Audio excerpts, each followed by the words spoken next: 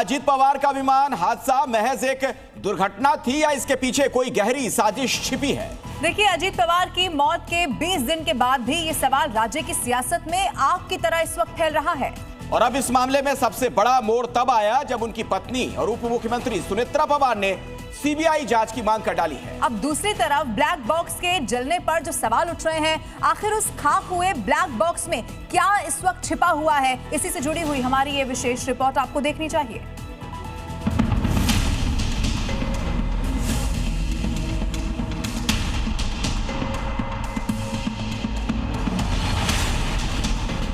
अट्ठाईस जनवरी की वो सुबह बारामती के लिए किसी मातम से कम नहीं थी। महाराष्ट्र के डिप्टी सीएम अजीत पवार का लीयरजेट 45 विमान लैंडिंग से ठीक पहले रनवे से 50 मीटर दूर क्रैश हो गया। इस हादसे में अजीत पवार समेत 5 लोगों की जान चली गई।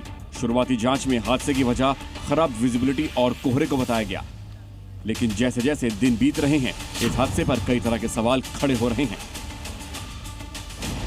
अजीत पवार के प्लेन क्रैश की जांच एयरक्राफ्ट एक्सीडेंट इन्वेस्टिगेशन ब्यूरो कर रहा है।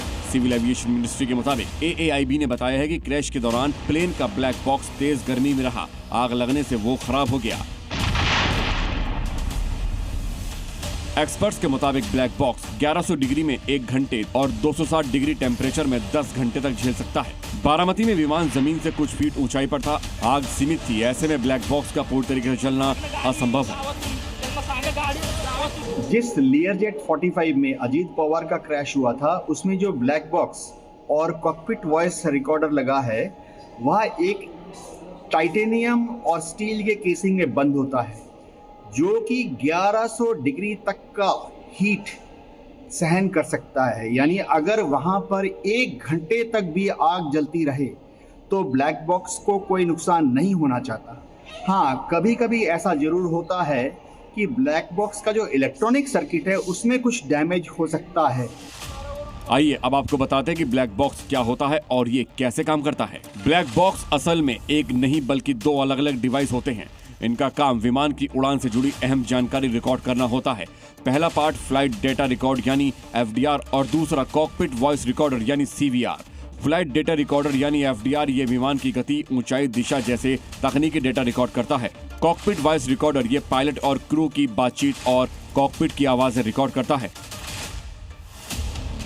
वहीं ब्लैक बॉक्स जलने के दावे पर एनसीपी गुट के विधायक और अजीत पवार के भतीजे रोहित पवार ने कहा है कि ब्लैक बॉक्स भीषण आग और धमाकों से सुरक्षित रह सकता है, लेकिन महाराष्ट्र की राजनीति से नहीं। मैं अलग पार्टी का अलग कार्यकर्ता हूं, लेकिन काका तो मेरे भी थे, अंकल मेरे भी थे, इसलिए मुझे तो डाउट है। ये प्रेजेंटेशन के माध्यम से जो आज तक आपके सामने नहीं आया वो मैं लाने की कोशिश वहां पे किया। दादा के बारे में ही ये क्यों हुआ, इसके बारे में हमारे मन में बहुत शंका है। ये हमारी प्रायोरिटी है और इस प्रायोरिटी के लिए हमने खुद वहां पे इन्वेस्टिगेशन की है। रोहित पवार की इसी बात को उद्धव गुट के नेता संजय राउत ने भी आगे बढ़ाया। संजय राउत का कहना है कि अगर अजीत पवार के परिवार को लगता है कि साजिश हुई है तो उन्हें पूरा हक है कि वो जांच की मांग करें। संजय राउत ने ब्लैक बॉक्स के जलने पर भी सवाल उठाए हैं। अगर उनके परिवार के मन में कुछ शंकाएं है तो उनको पूरा अधिकार, और सरकार जो जांच कर रही है उनके ऊपर अगर परिवार का विश्वास नहीं है तो अलग से जांच प्राइवेट एजेंसी से कर सकते हैं। जिस तरह से रहस्यमय तथ्य सामने आ रहे हैं अजीत पवार जी के एक्सीडेंट के बारे में, वो बहुत गंभीर बातें हैं, जैसे ब्लैक बॉक्स जल गए।